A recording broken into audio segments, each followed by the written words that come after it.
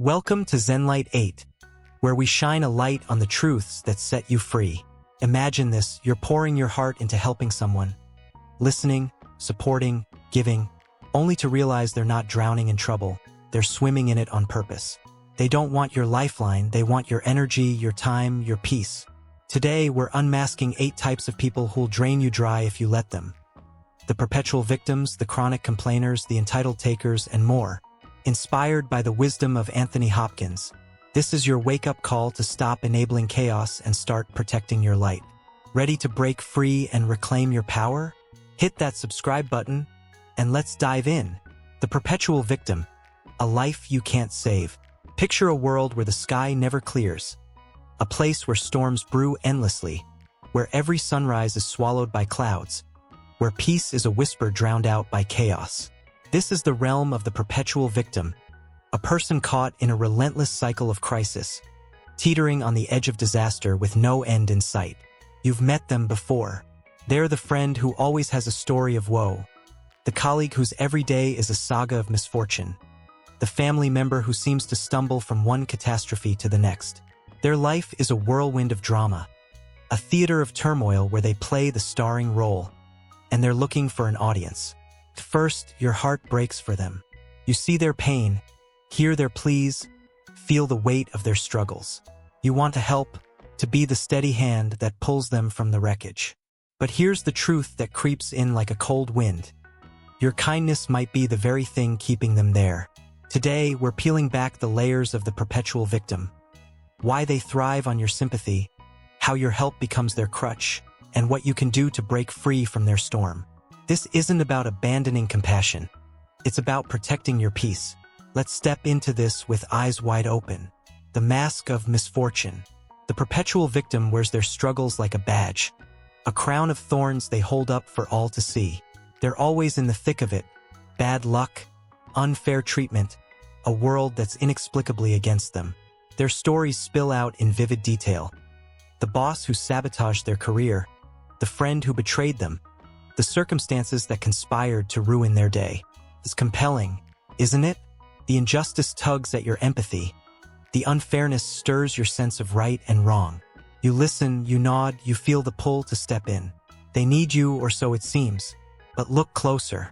There's a pattern here, a rhythm to their chaos that's too consistent to be chance. Every time one crisis fades, another rises to take its place.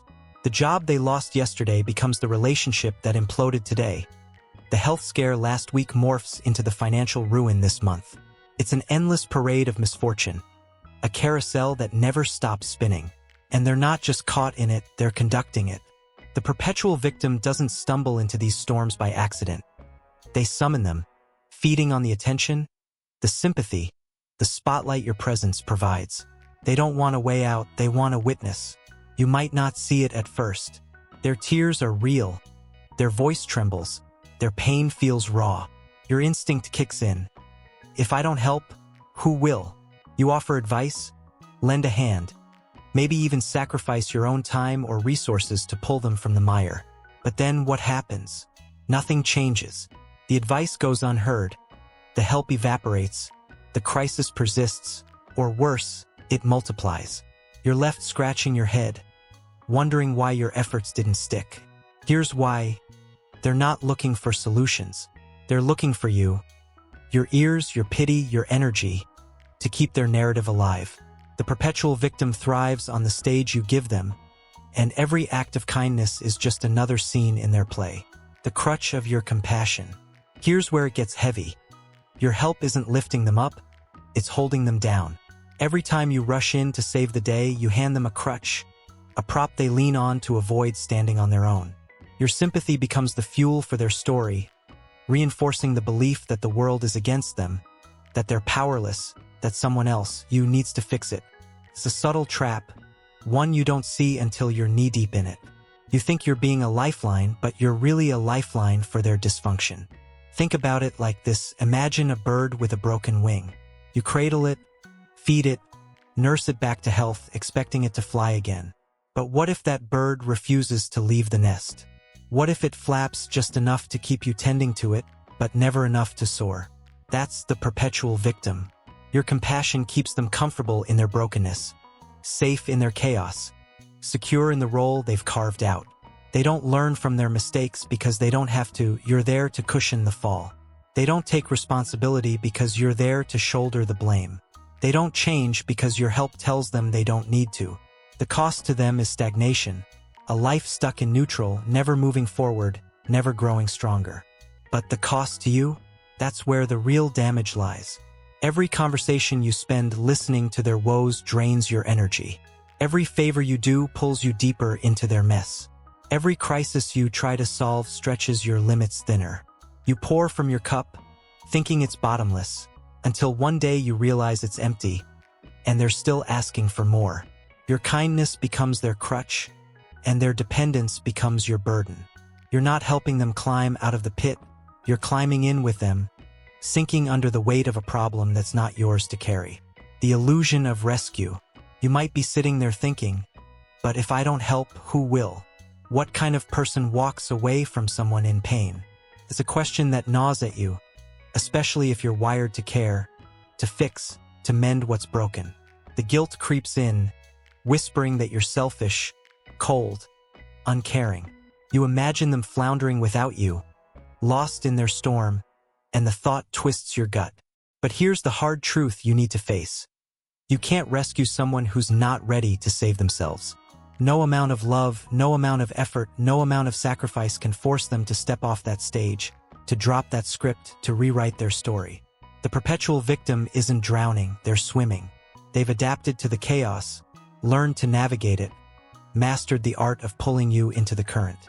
Your help doesn't pull them to shore. It keeps them afloat in the same troubled waters they've chosen to inhabit. You're not their savior. You're their enabler. And the more you try to rescue them, the more you lose yourself. Your peace slips away. Your energy fades. Your own dreams get buried under the rubble of their endless needs. You're not the author of their life, they are. And until they decide to change the plot, no amount of your ink will rewrite it. Breaking free, the power of awareness. So what can you do? How do you step back without losing your humanity? It starts with really seeing the pattern for what it is. Awareness is your shield, your first line of defense against the pull of their drama. Notice how every conversation circles back to their problems, how every solution you offer falls flat, how every excuse keeps them tethered to the same spot. Pay attention to the way they lean on your sympathy, the way they sidestep accountability, the way their crises never end. This isn't random, it's rehearsed. And once you see it, you can't unsee it. That clarity gives you power, the power to pause, to reflect, to choose differently. You don't have to dive into every storm they conjure. You don't have to be the audience for every act they perform. You can set boundaries, firm, kind, unshakable boundaries that protect your peace without crushing your compassion. It's not easy, especially if you're a natural giver, a fixer, a light in someone else's dark, but your well-being matters too. You can't keep pouring from an empty cup, can't keep lighting their way while your own flame flickers out. Start small. Limit the time you spend in their orbit, 5 minutes instead of an hour, a quick check-in instead of a deep dive. Be clear about what you can and can't do. I hear you, but I can't fix this for you. Redirect your energy, turn it toward yourself, toward people who don't just take but give, toward those who want to grow, not wallow. It's not about cutting them off with a cold heart. It's about stepping back with a wise one. You're not abandoning them. You're releasing yourself from a role you were never meant to play, the gift of letting go. Here's the beauty in this hard choice. By freeing yourself from the perpetual victim cycle, you're not being selfish, you're being strong. You're trusting your judgment, honoring your limits, reclaiming your light. You're not responsible for their story, they are. Your role isn't to carry their chaos, but to walk your own path, to chase your own dreams, to build a life that reflects your worth. And there are people out there, people who don't just lean on you, but stand beside you, who deserve your kindness, who'll thrive with your support, who'll lift you as you lift them. That's where your energy belongs. Letting go doesn't mean you stop caring. It means you start caring about yourself too. It's a shift, a turning of the tide, a moment where you say, I won't be your crutch anymore, but I hope you find your own strength. It's a gift To them, a chance to face their own power. To you, a return to peace. Your compassion is precious, a flame that should warm, not burn out. Don't let guilt or obligation keep you trapped in their storm. You have your own sky to clear, your own sun to chase. So step back, see the pattern, set the boundary, redirect your light. The perpetual victim might not thank you, they might not even notice, but you'll feel it. The weight lifting, the air clearing, the space opening. That's your freedom, your power, your peace. You can't save someone who doesn't want to be saved, but you can save yourself. And that's where the real story begins. The chronic complainer. A cloud you don't need.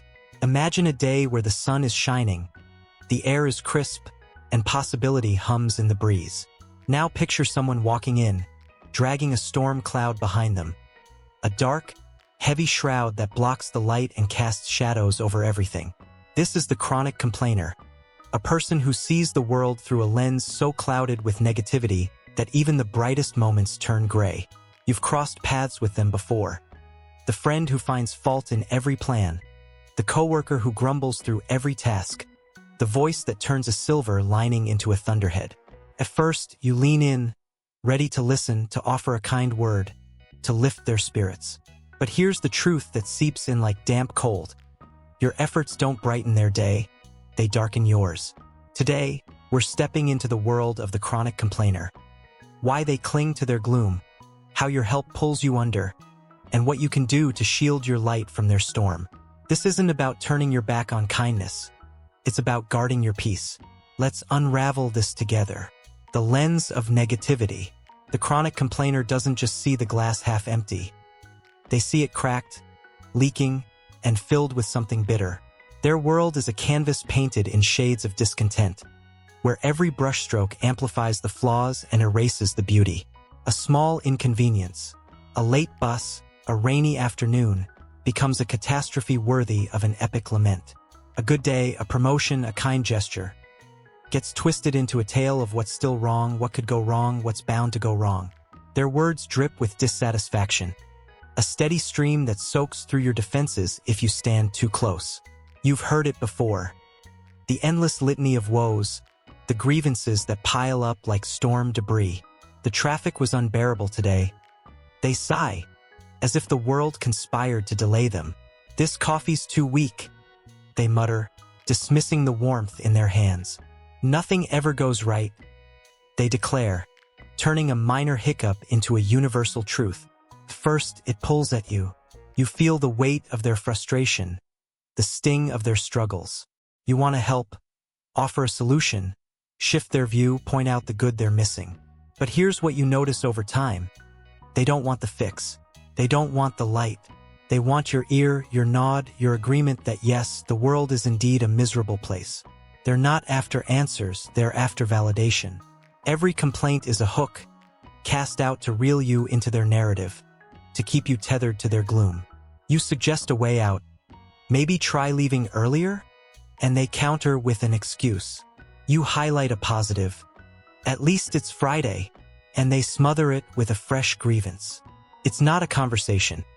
It's a performance, and you're the audience they crave. The chronic complainer doesn't just live in negativity.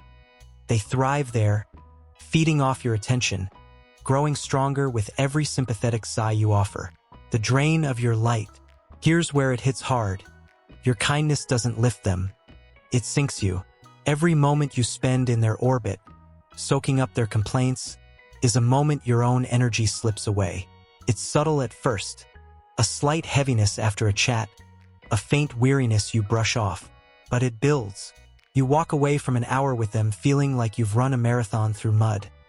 Exhausted, deflated, your own spark dimmed. That's the insidious power of the chronic complainer. They don't just carry a cloud. They spread it, casting shadows over your resilience, your hope, your joy.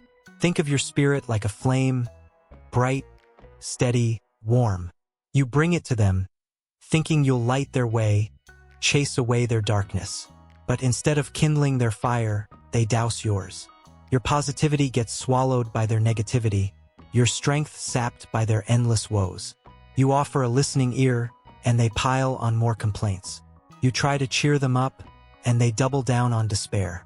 It's not that they mean to hurt you, at least not always, but they're a vortex, pulling you into their pit without even noticing the toll it takes. The cost isn't just fleeting, it's cumulative. Spend enough time with a chronic complainer, and you'll feel it in your bones. Your mental energy, the fuel for your dreams, your goals, your peace, gets burned up in their bonfire of discontent. You start to see the world through their lens, questioning the good, expecting the worst, losing the lightness you once carried. That last conversation with them, remember how it felt? The way your shoulders slumped, the way your smile faded, the way you wondered if maybe they're right, maybe everything is that bad? That's their contagion at work, seeping into your mind, weighing down your spirit. Your help doesn't heal them, it harms you, dragging you into a mire you didn't sign up for. The trap of good intentions. You might be asking yourself, isn't it my job to help? Shouldn't I be there for them?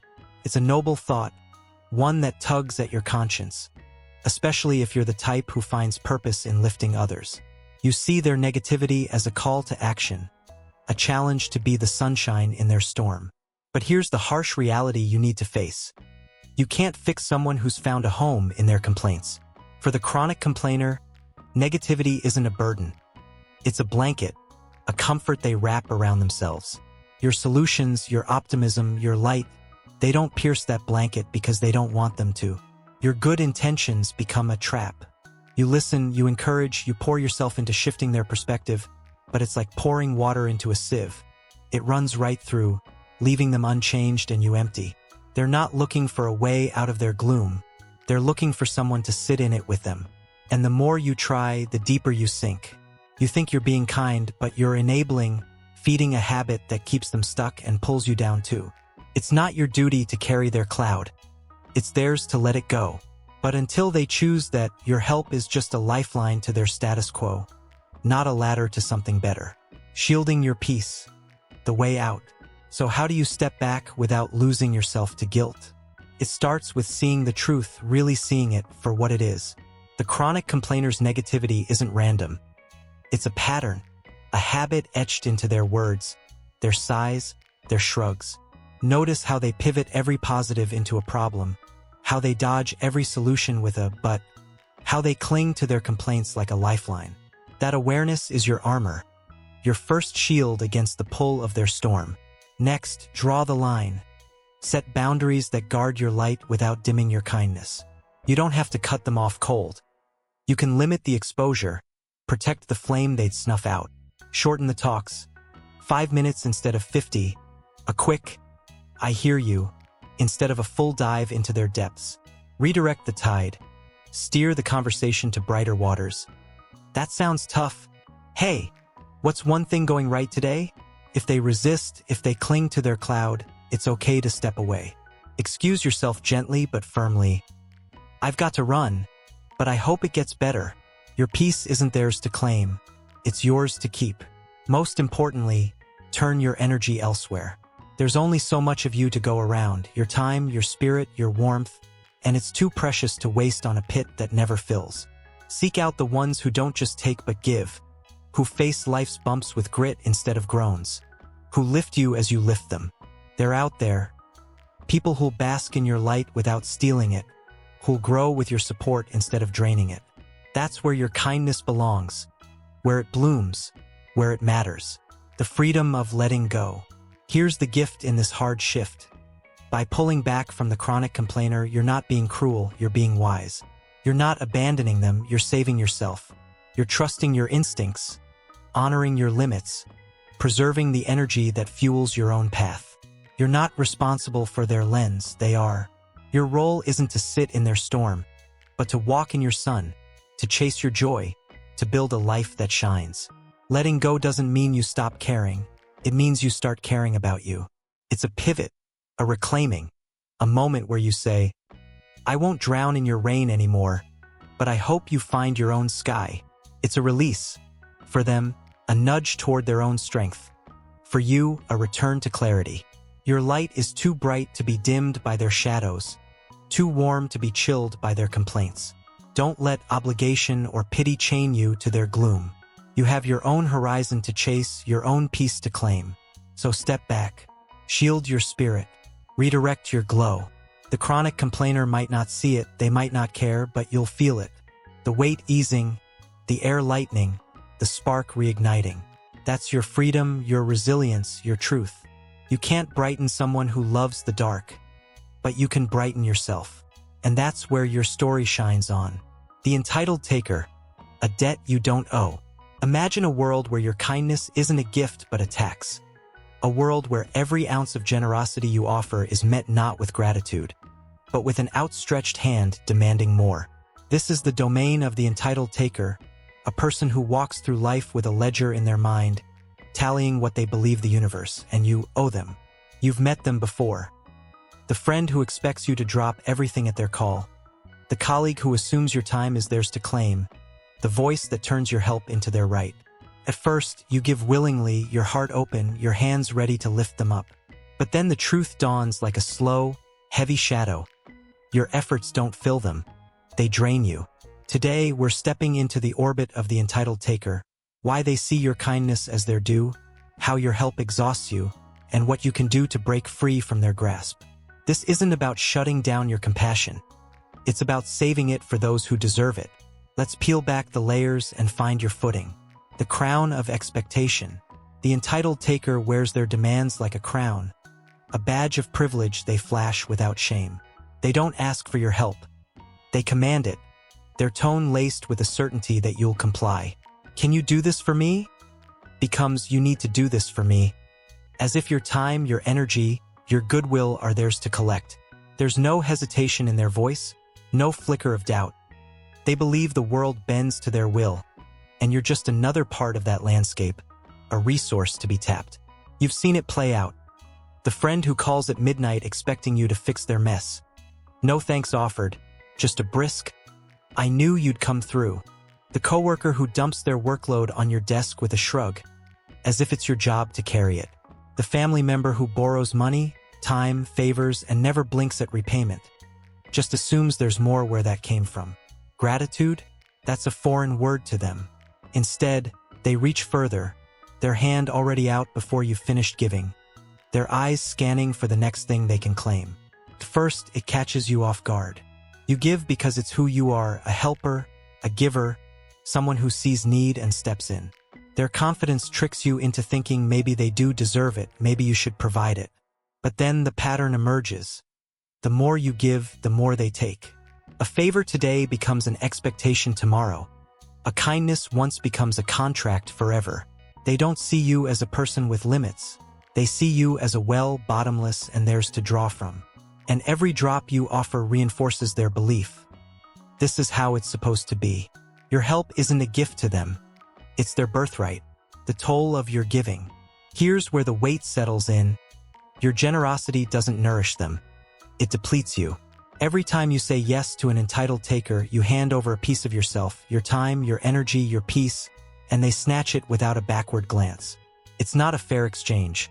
It's a losing game, one where you're left empty while they walk away fuller, unfazed, ready to ask again. You feel it creeping in.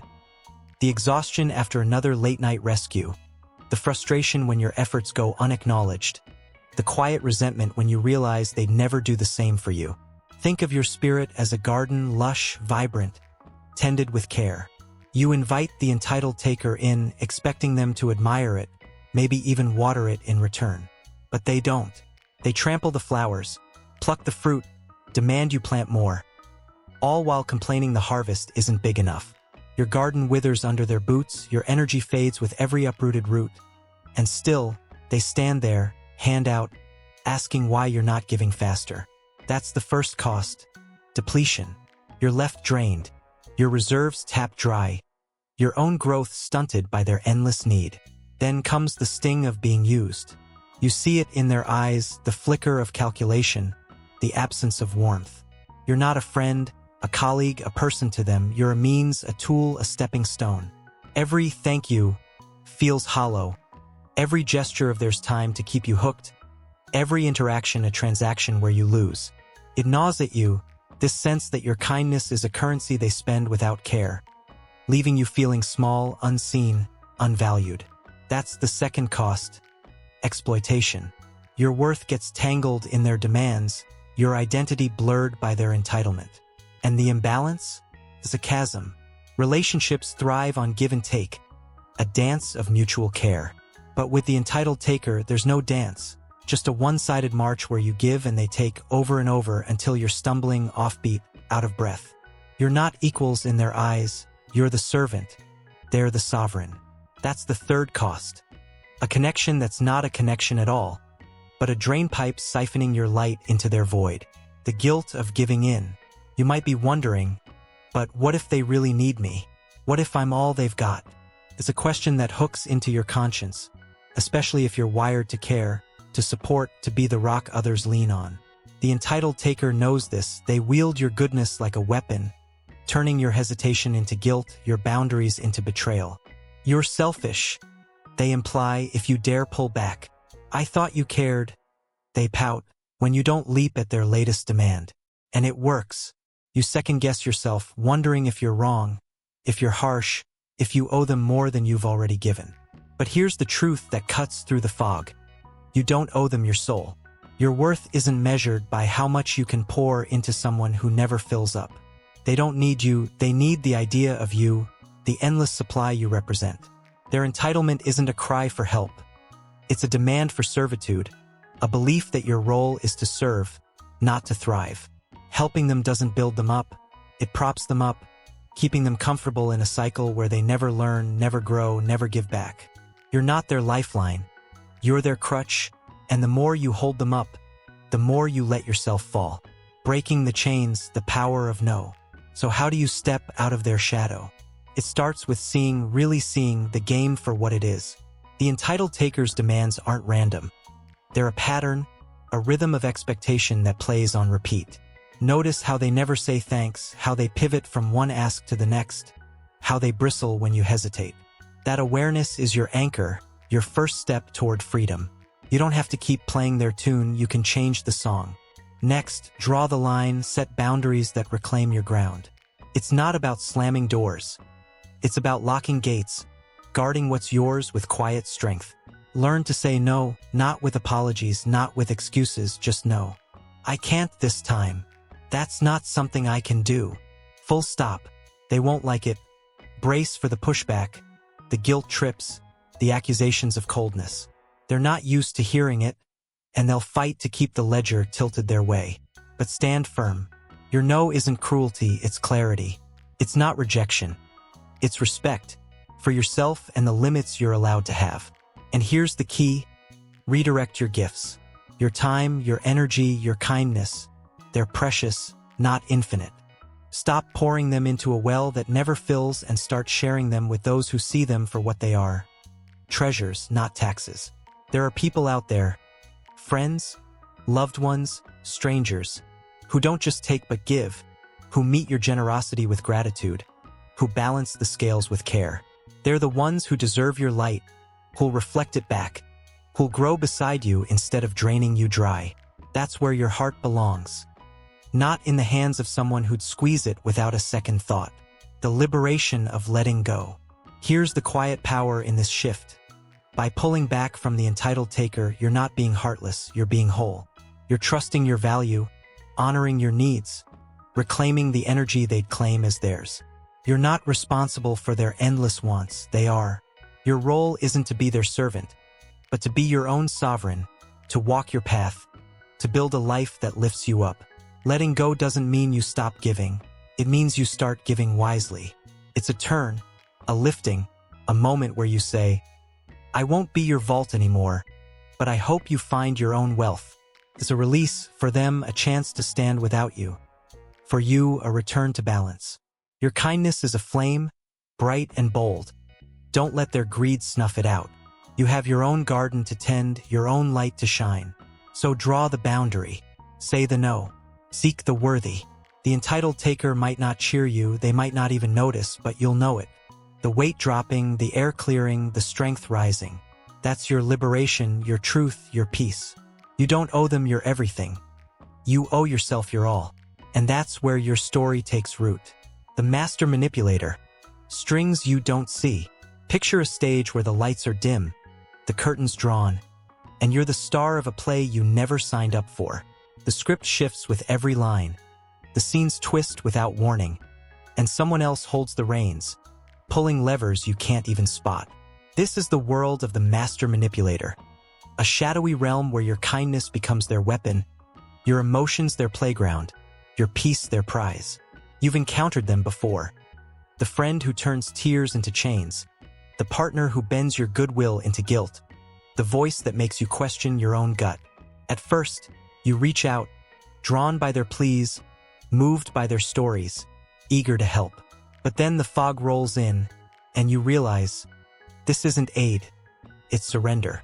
Today, we're stepping behind the curtain of the master manipulator, why they thrive on your vulnerabilities, how your help traps you, and what you can do to cut the strings. This isn't about losing your heart, it's about saving your soul. Let's pull back the veil together. The puppeteer's craft. The master manipulator doesn't blunder into your life. They glide in, smooth as silk, sharp as a blade. They're artists of emotion, sculptors of sympathy, with a knack for finding the cracks in your armor before you even know they're there. They don't shout or demand. They whisper. They weave. They work in the quiet spaces where your defenses soften. A sob story about a broken past, a trembling plea for your support, a carefully timed sigh that tugs at your compassion. These are their tools, honed to perfection. You've felt it. The way they spin a tale that hooks you, the way their words land just right to stir your empathy. I don't know what I'd do without you, they say, eyes glistening, voice soft. You're the only one who gets me, they murmur, leaning on your strength like it's theirs to claim. At first, it feels noble, you're the lifeline, the rock, the one they need. But then the shift comes. That need turns into control, that gratitude into expectation.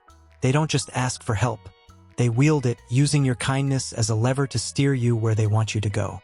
They're masters at exploiting your weaknesses, your empathy, your guilt, your desire to be good.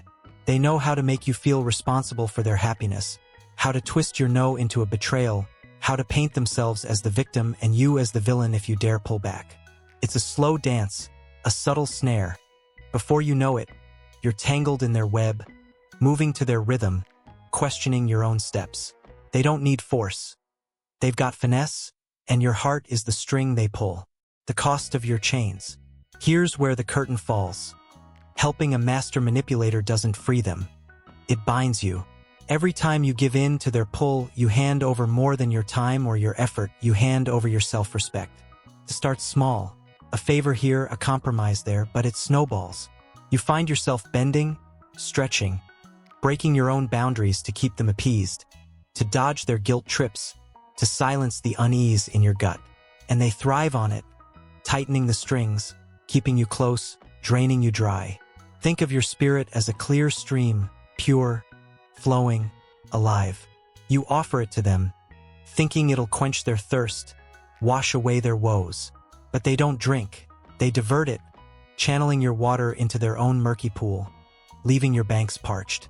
That's the first cost, emotional exhaustion. You walk away from them feeling heavy, hollow, like your light's been siphoned off. Every conversation is a tug of war, every interaction a drain. Every moment spent unraveling their knots leaves you knotted up instead. Then comes the deeper wound, the loss of your dignity. They use your goodness against you, turning your compassion into a tool for their control. If you really cared, you'd do this, they say, and you do even when it feels wrong. I thought you were better than that, they sigh, and you scramble to prove you are, even when it costs you. You're not a person to them, you're a pawn, a piece they move to win their game. That's the second cost. Self-respect slips away, replaced by a creeping shame that you let them steer you, that you traded your voice for their approval. And the trap? It's a cycle, a vortex of their making where you're caught, spinning, unable to break free. They keep you hooked with just enough charm, just enough need, just enough guilt to pull you back every time you edge toward the exit. That's the third cost, captivity. You're not living your life. You're living theirs, tethered to their whims, worn thin by their wants. Your peace a distant memory swallowed by their shadow. The mirage of duty. You might be sitting there, heart pounding, asking, but what if they're really hurting? What if I'm their only hope? It's a question that claws at you, especially if you're built to care, to mend, to be the one who shows up. The master manipulator knows this. They bank on it, crafting their act to keep you doubting, to keep you tied. They'll cry, they'll plead, they'll paint a picture so bleak you feel cruel for even thinking of stepping back. You're abandoning me, they whisper, and the guilt lands like a stone in your chest. But here's the truth that slices through their smoke. Your help isn't saving them, it's serving them. They're not drowning in despair. They're swimming in manipulation, using your kindness to stay afloat in a game they've rigged. You can't fix someone who twists your fixes into fuel for their control. Your duty isn't to be their puppet. It's to be your own protector. They don't need your rescue. They need your surrender, and every time you give it, you lose more of yourself. You're not their savior. You're their supply, and the more you pour, the more they take. Cutting the strings, your escape. So how do you break free from their stage? It starts with really seeing the strings for what they are. The master manipulator's tactics aren't accidents. They're patterns, a playbook they run on repeat. Watch how they shift blame, how they twist your words, how they make you feel small when you push back. Notice the exhaustion in your bones, the unease in your gut, the way your yes feels more like a cage than a choice. That's your instinct screaming, your inner compass pointing you out. Trust it. It's not paranoia, it's power. Next, snap the threads, set boundaries that hold like steel. It's not about shouting or fighting. It's about standing, calm and unshaken. Say no. Not with excuses, not with trembling, just no. I can't help with that. That's not my responsibility. They'll push. Expect the tears, the accusations, the drama they'll spin to reel you back. They've spent too long tuning those strings to let them snap easily. But don't bend. Your no isn't weakness. It's strength. It's not guilt. It's freedom. You're not here to carry their load. You're here to lift your own. And here's the lifeline. Prioritize your peace. Your energy, your heart, your calm. They're not theirs to claim. They're yours to guard. Step back from their spotlight. Turn your focus to the ones who don't pull but share, who don't trap but free. There are people out there, quiet, steady, real, who'll take your kindness and give it back tenfold, who'll walk with you, not over you. That's where your compassion belongs. Not in the hands of a puppeteer, but in a circle of light that grows with you. The power of release. Here's the quiet victory in this hard break. By pulling away from the master manipulator, you're not being callous, you're being whole.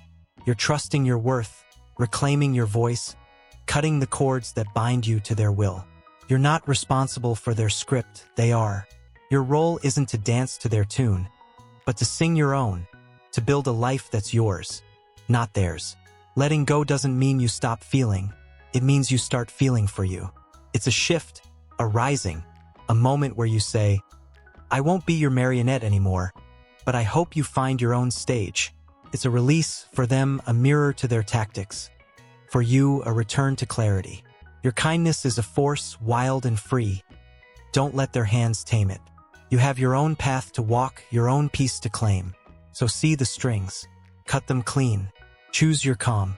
The master manipulator might not applaud, they might not even blink, but you'll know it. The weight lifting, the air steadying, the power surging. That's your escape, your truth, your strength.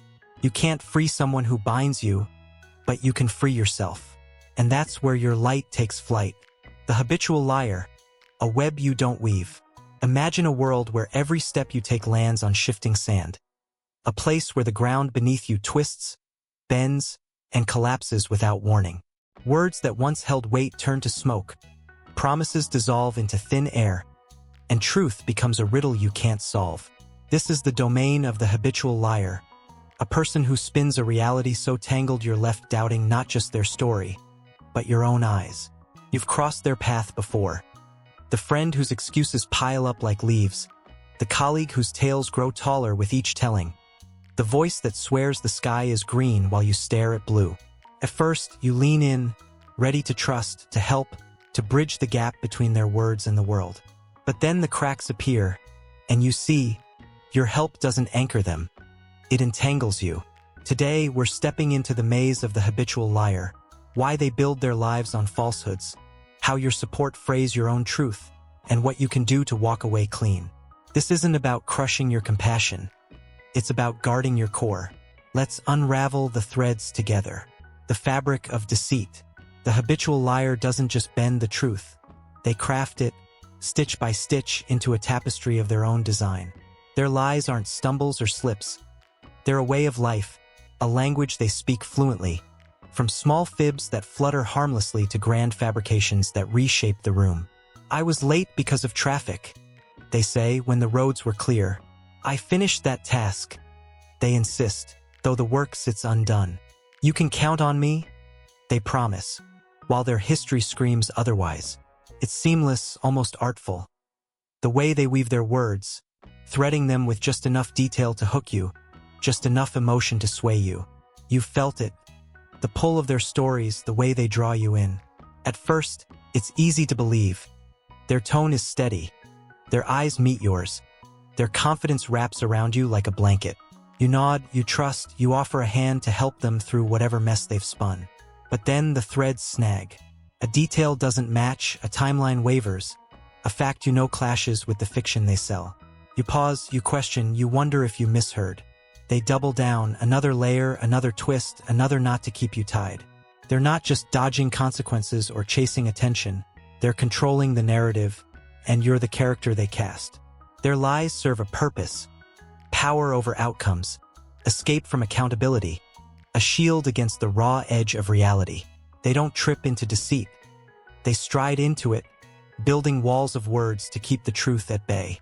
And you're not just an audience, you're a prop, a piece they move to hold their story together. Every time you buy in, every time you help, you tighten the weave, making their web stronger, stickier, harder to escape. The fraying of your truth. Here's where the shadow falls. Your help doesn't straighten their path. It unravels yours. Every time you step into their lie, covering for them, excusing them, smoothing their edges, you trade a piece of your integrity for their illusion. It's a slow bleed, one you don't feel until the stain spreads. You catch yourself justifying their falsehoods. Maybe they didn't mean it. You say, even when you know they did. You find yourself bending your own honesty. It's not a big deal. You tell others, though it gnaws at you. You're not just helping. You're hiding, burying their deceit under your own good name. Think of your truth as a pillar, solid, upright, carved from years of trust and clarity. You bring it to them, thinking it'll steady their shaky ground, give them something real to lean on. But they don't lean. They chip away, eroding your foundation with every lie you let slide. That's the first cost, your integrity phrase. You're pulled into their game, your hands dirted by their distortions, your compass skewed by their spin. You start to question your own edges, where your honesty ends and their fiction begins, until the line blurs and you're less sure of who you are. Then comes the doubt, a quiet worm that burrows deep. You replay their words, sift through their stories, wonder why you didn't see it sooner.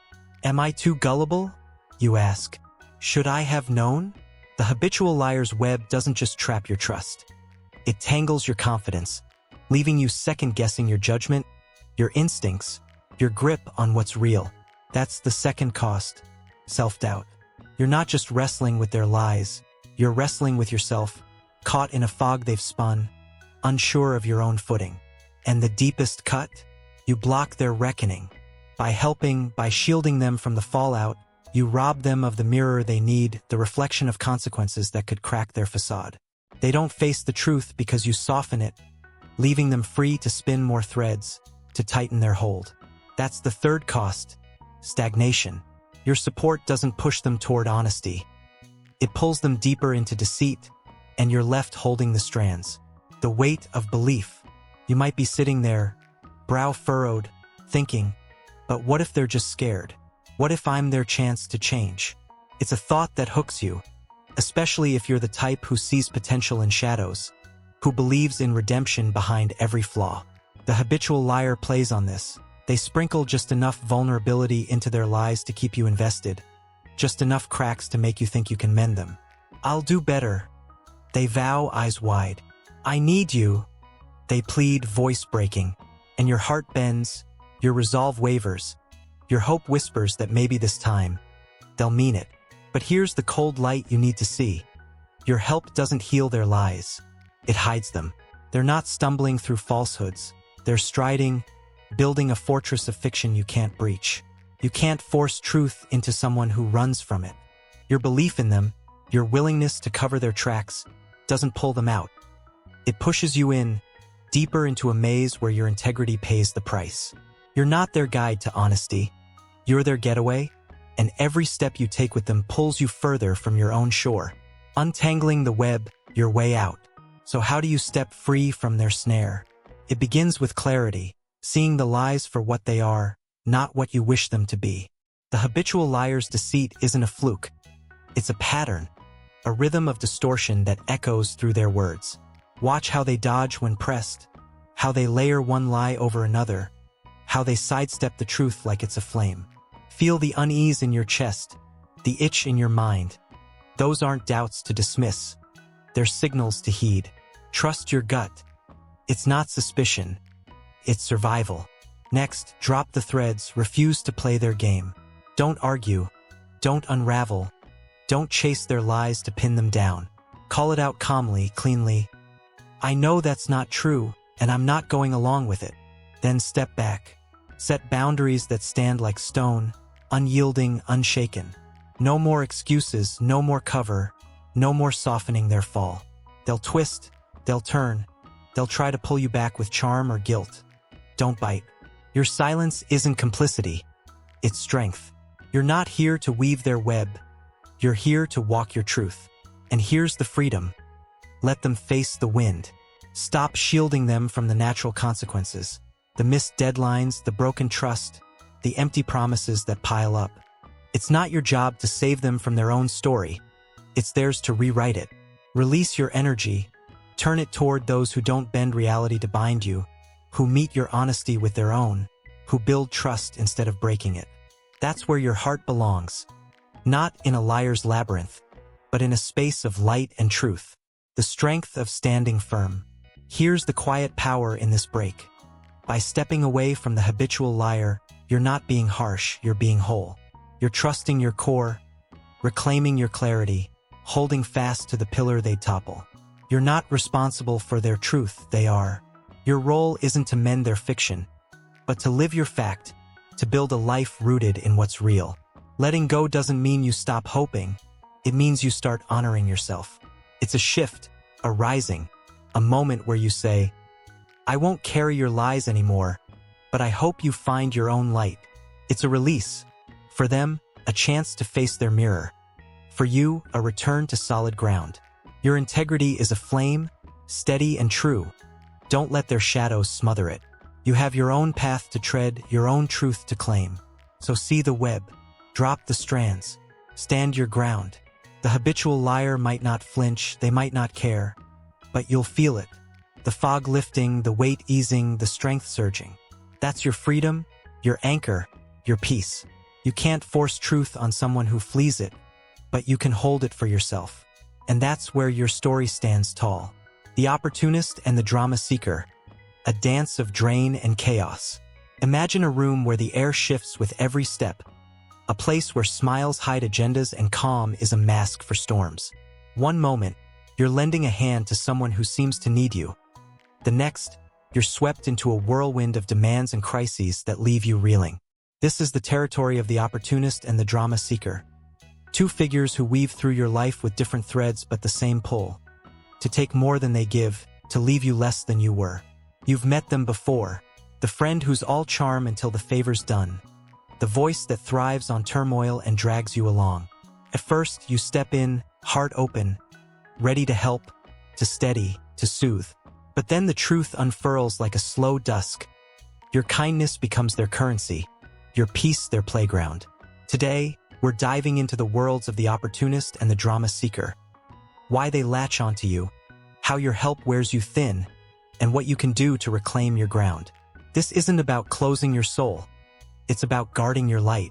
Let's walk through the shadows together. The opportunist, a mask of motive. The opportunist slips into your life like a chameleon. Colors bright, edges soft, blending seamlessly into your trust. They're the friend who lights up when you're useful. The The colleague whose warmth peaks right before they need a lift. The presence that feels genuine until the mask slips. They don't barge in with demands. They glide. Their friendliness a velvet glove over a calculating hand. "You're the best," they say, buttering you up before the ask. "I knew I could count on you," they grin, as if your help was always part of the plan. At first, it's flattering. Your skills, your time, your presence seem to matter. But peel back the surface, and the pattern glows sharp. They're only there when the scales tip their way, when you've got something they want, be it a favor, a connection, a shoulder to lean on. The calls come when they're stuck. The compliments flow when they're angling. The kindness surfaces when there's a payout. You help because that's who you are, and they take with a nod or a fleeting thanks that fades as fast as it lands. Then they're gone, silent until the next need arises, leaving you to wonder where the friendship went when the tables turned. They don't care about balance, they thrive on imbalance. Reciprocity, that's a foreign shore they never sail to. They're not here for connection. They're here for extraction, seeing you not as a person but as a resource, a stepping stone to their next win. Their charm is a lure, their friendliness a hook, and every bit of help you give tightens the line. They don't just take what you offer, they take what you don't even know you've lost, leaving you with less while they walk away with more. The drain of the opportunist. Here's where the ground shifts. Helping an opportunist doesn't build them up, it chips you down. Every yes you give is a coin they pocket, a piece of your time, energy, or worth they claim without a second thought. Subtle at first. A favor here, a lift there, but it piles up. You feel the tug. The way your day bends to their schedule. The way your plans fade to make room for theirs. The way your reserves dip lower with each ask. You're not just giving, you're losing, and they don't blink at the cost. Think of your spirit as a well, deep, clear, brimming with life. You dip the bucket for them, expecting a sip in return, a shared drink to keep the flow alive. But they don't sip. They guzzle, draining you dry while their own well stays untouched. That's the first cost. Depletion. Your time slips away on their errands, your energy fades under their needs, your resources stretch thin to prop them up. You're left parched, wondering why you feel so empty when all you did was help. Then comes the sting, the realization you've been used. You see it in the silence after the favor's done, the absence when you're the one in need, the way their warmth cools once they've got what they came for. You're not a friend. You're a tool, discarded when the job's over, picked up again when the next one looms. That's the second cost, exploitation. It cuts deep, this sense that your kindness was a ticket they punched, your value a tally they marked and moved past. And the deeper wound, your worth wavers. You start to question, why do I keep giving? Am I worth so little? The opportunist's one-way street erodes your confidence, leaves you doubting your own boundaries, your own value. That's the third cost, self-doubt. You're not just losing time, you're losing a piece of yourself, a shard of the belief that you deserve more than a transactional shadow of connection. The drama seeker, a storm you can't calm. Now shift the scene. The drama seeker storms in, a tempest in human form, trailing chaos like a comet's tail. They're the friend whose every call is a crisis, the colleague whose desk is a stage for meltdowns, the voice that turns a ripple into a tidal wave. They thrive on conflict, on noise, on the electric buzz of turmoil. Moths to a flame, they light themselves. You won't believe what happened. They gasp, eyes wide, pulling you into the fray. I can't handle this, they cry, leaning on you to douse the fire they fanned. At first, you rush in because who wouldn't? Ready to steady, to solve, to save. But look closer. The chaos isn't random. It's rehearsed. They exaggerate slights into sagas, stir pots that didn't need stirring, conjure problems where none existed. A missed text becomes a betrayal, a flat tire a tragedy, a quiet day an excuse to spark a scene. They don't stumble into drama. They seek it, crave it, sculpt it with a sculptor's precision. Why? It's the spotlight they chase, the attention they feed on, the rush that fills a void they won't face. And you're the audience, the firefighter, the anchor they drag into their swirling sea. They don't want peace, they want players, and every bit of help you give keeps the curtain up. You offer advice, they nod and ignore it. You put out one fire, they light another. You lend a shoulder, they pile on more weight. It's not a plea for help. It's a pull into their play. A script where you're cast as the rescuer, never the resolved. The whirlwind's toll. Here's where the wind bites. Helping a drama seeker doesn't quiet their storm. It exhausts you. Every crisis you tackle is a gust that knocks you back. Every plea you answer a wave that drags you under. It's a relentless rhythm. Call, crash, calm, repeat. Leaving you breathless, your own calm shredded by their gusts. You feel it. The tension in your jaw after their latest rant. The fatigue in your limbs from running to their rescue. The way your quiet moments vanish under their noise. Picture your peace as a still lake. Smooth, reflective, serene. You wade in with them, thinking you'll steady the waters, bring back the calm. But they don't settle, they thrash, churning the surface into chaos, pulling you into the deep end. That's the first cost. Exhaustion. Your energy spills out on their fires, your time slips away in their floods, your spirit tires from holding their tide. You're not resting. You're reeling, worn thin by a storm that never sleeps. Then there's the futility. Nothing changes. You douse one blaze and they strike another match. You solve one mess and they brew a fresh one. Your help doesn't fix. It fuels, feeding a cycle that spins on without end. That's the second cost, wasted effort. You're pouring into a bucket with no bottom, chasing a resolution they don't want, trapped in a loop that only tightens with your touch. And the quiet ache? You lose your own shore. Your needs fade, your goals blur, your calm drowns under their waves. That's the third cost, displacement. You're not living your life. You're surviving theirs, a bystander to your own story while they take center stage. The drama seeker's chaos doesn't just tire you. It buries you, leaving you stranded in their wake. The pull of duty. You might pause here, chest tight, wondering, but what if they're really struggling? What if I'm their only calm? It's a hook that digs deep, especially if you're wired to care, to steady, to be the lighthouse in someone's dark. The opportunist flashes a smile. The drama seeker sheds a tear, and you falter, guilt whispering that you're selfish, cold, if you pull back. They lean on your strength, your goodness, your instinct to give, and you think, maybe I can help, maybe I should. But here's the light through the haze.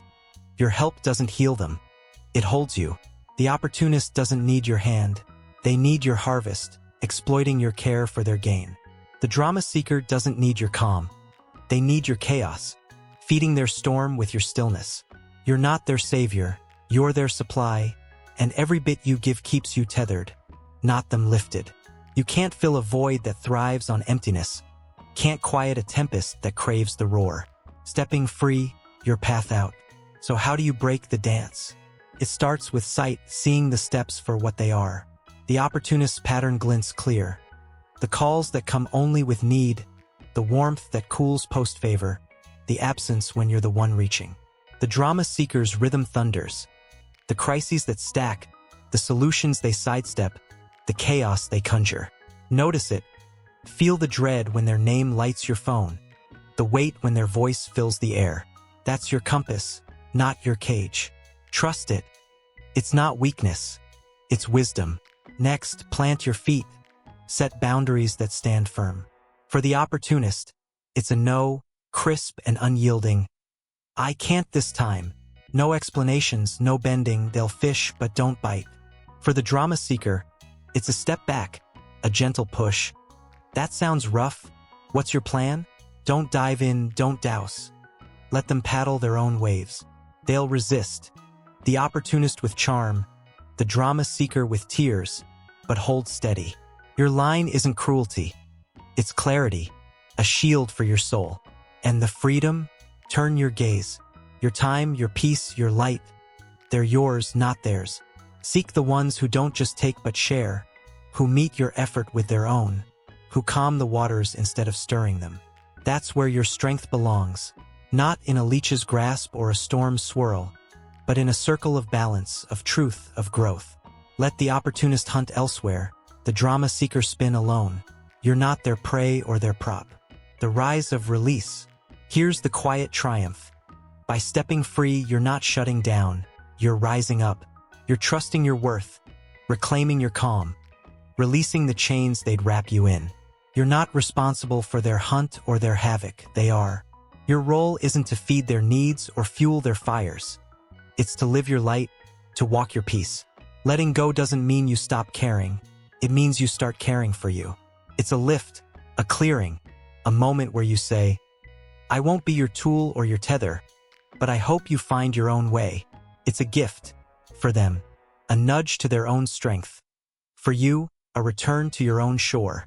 Your kindness is a river wild and free. Don't let it dam in their hands. You have your own sky to chase, your own calm to claim. So see the signs. Draw the line. Seek the true. The opportunist might fade. The drama seeker might flare. But you'll feel it. The load lightening, the air stilling, the spark reigniting. That's your freedom, your power, your peace. You can't carry their weight, but you can carry yourself. And that's where your story soars. The Untitled, a throne you don't serve. Picture a kingdom where one soul sits high, crown gleaming, scepter raised. Not earned through valor, but claimed through expectation. Every step you take is a bow they demand. Every gift you offer a tribute they deem their due. This is the realm of the Untitled, a person who strides through life with a certainty that the world, and you, owe them everything. You've met them before. The friend who expects your rescue without a whisper of thanks. The voice that commands your time as if it's theirs to rule. The presence that takes your kindness and calls it their right. At first, you give because it's in your nature, because you see need and rise to meet it. But then the crown tilts, and you see, your help doesn't humble them. It emboldens them, and it leaves you less. Today, we're stepping into the court of the Untitled. Why they demand without gratitude, how your aid keeps them dependent, and what you can do to dethrone their hold over you. This isn't about dimming your generosity. It's about shining it where it's earned. Let's lift the veil and reclaim your reign. The scepter of expectation. The Untitled carry themselves with a regal air, their demands cloaked as destiny. They don't ask for your help. They summon it, their voice steady with the weight of assumption. You'll handle this, right? They say, not a question but a decree. I need you to fix it, they state, as if your purpose bends to their will. There's no flicker of doubt, no hint of humility. They believe they're owed, that the universe has scripted your role as their servant. Gratitude? That's a peasant's gesture, beneath their station. You've felt their rule. The way they call you to their side without a please, the way they take your effort with a nod, if that, and turn to the next need without pause. A ride when their car breaks down, a loan when their wallet's thin, a shoulder when their day sours. They claim it all, not as favors, but as fealty. At first, you comply, your heart softens, your hands reach, you think it's just this once. But the pattern carves itself clear. The more you give, the taller their throne grows. They don't see your kindness as a gift. They see it as their crown, a jewel they polish with every demand, expecting more because you've already knelt once. They're not just taking, they're reigning, convinced they deserve it all. Why? Maybe roots run deep, spoiled by indulgence, untouched by struggle, taught the world spins for them. Or maybe it's a shield, a way to dodge the hard climb of earning what they want. Whatever the seed, the harvest is the same. They sit high, hands outstretched, believing your purpose is to fill them, never once glancing at the cost to you. The burden of their crown. Here's where the weight lands. Your help doesn't raise them. It binds you. Every time you bow to their summons, you don't just lift their load. You take it on, your strength sapped by their sovereignty. It's a slow grind, a creeping toll you don't clock until you're staggering. You feel it. The exhaustion after another task they dumped. The frustration when your sacrifice goes unseen. The quiet drain when you realize they'd never lift a finger for you. Think of your energy as a flame, bright, steady, a beacon you tend with care. You bring it to them, expecting a shared glow, a warmth returned. But they don't share. They smother, piling their needs atop your fire until it sputters. That's the first cost, depletion. Your days bend to their whims, your reserves thin under their weight. Your own light flickers as you fuel their throne. You're not thriving, you're tiring, worn by a ruler who takes without tallying the toll. Then there's the deeper cut. You feed their dependence. Every rescue you offer, every gap you fill, keeps them perched, comfortable, coddled, unchallenged. They don't grow because they don't have to. You're their scaffold, holding them up so they never learn to stand. That's the second cost. Stagnation.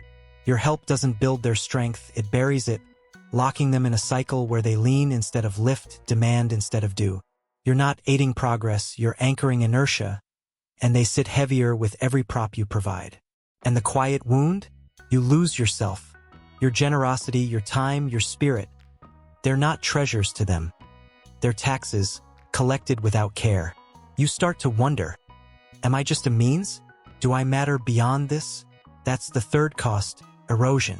Your worth wavers under their rule, your balance tips as they take more than you can spare, leaving you kempt by a crown you never swore to serve. The throne of guilt. You might pause here, breath caught, thinking, but what if they fall without me? What if I'm their only pillar? It's a snare that tightens, especially if you're forged to support, to be the steady hand in someone's sway. The entitled know this, they wield your duty like a scepter, turning your hesitation into obligation. You're all I've got. They sigh, eyes pleading. I thought you'd be there. They murmur, voice edged with reproach. And it lands, guilt blooms, whispering that you're cruel, selfish if you dare step back. But here's the truth that breaks the spell. Your help doesn't forge their path. It paves yours with their stones. They're not teetering on ruin. They're thriving on reliance, using your kindness to keep their throne intact. You can't grow someone who sits still by choice.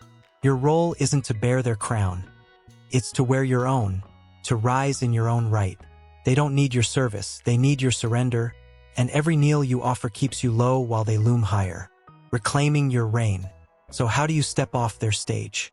It starts with sight, seeing their rule for what it is. The entitled's demands aren't fleeting.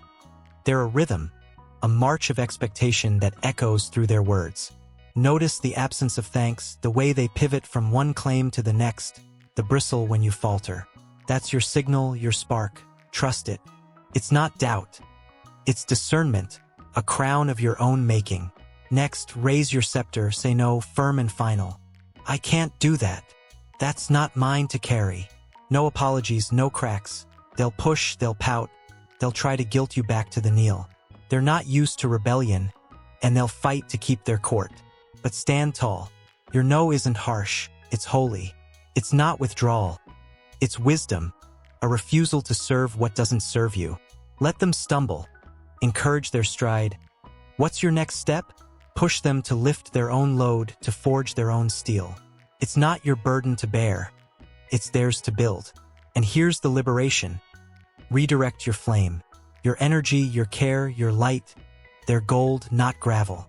Share them with those who don't demand but deserve, who meet your gift with grace, who rise with you instead of ruling you. There are souls out there, quiet, worthy, real, who'll take your hand and walk beside, not above. That's where your kingdom lies, not under an entitled throne, but in a realm of balance, of gratitude, of growth. The freedom of your crown. Here's the quiet glory in this shift. By pulling back from the entitled, you're not being small, you're being sovereign. You're trusting your right, reclaiming your reign, releasing the yoke they drape over you. You're not responsible for their seat, they are. Your purpose isn't to prop their pride, but to lift your own, to carve a life that crowns you with peace. Letting go doesn't mean you stop giving, it means you give with eyes open. It's a rise, a clearing, a moment where you say, I won't be your subject anymore, but I hope you find your own strength. It's a gift. For them, a chance to stand. For you, a return to your own throne. Your kindness is a scepter, bold and bright. Don't let it bow to their will. You have your own realm to rule, your own light to wield. So say no. Draw the line. Seek the worthy. The entitled might glare, they might not care, but you'll feel it. The load lifting, the air steadying, the power crowning. That's your freedom, your truth, your reign. You can't raise someone who claims the sky, but you can rise yourself. And that's where your kingdom begins. And there it is, Zenlight 8 family, the journey through the 8 who dim your light if you let them, ending with the entitled, a reminder that your kindness is yours to rule, not theirs to claim. This isn't just about stepping back. It's about stepping up, choosing a life where your energy lifts those who lift you too, where your peace isn't a tribute but a treasure. True help doesn't drain. It empowers, and that starts with you. Your compassion is a gift, a golden thread. Use it wisely, weave it with those who see its worth, and watch it build a tapestry of joy, not burden. Set your boundaries, pick your court, guard your spirit, and let your life shine with the meaning you deserve. To every one of you who stayed with me to the end, thank you. From the depths of my heart, thank you for joining me here on ZenLight 8, for giving me your time, your ears, your trust. If this hit home, if it lit a spark, please tap that like, share it with someone who needs it, and hit subscribe. I'd love to keep shining this light with you. You're not just viewers. You're my tribe, my reason, my fuel. Your presence makes this space glow, and I'm so grateful for every beat of it. Until next time, rule your kindness, rise in your peace, and keep your flame burning bright. You've got this, ZenLight 8 Warriors. See you soon.